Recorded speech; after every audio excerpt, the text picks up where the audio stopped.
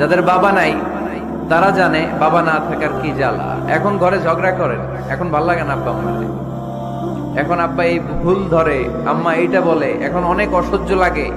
তো যেদিন চলে যাবে ওই দিন বুঝতে পারবেন মাথার উপর থেকে ছাতাটা নাই হয়ে গেছে, বটবৃক্ষটা চলে গিয়েছে, আর উপদেশ দেওয়ার মতো কেউ নাই, কাছে আগলে রাখার মতো কেউ নাই।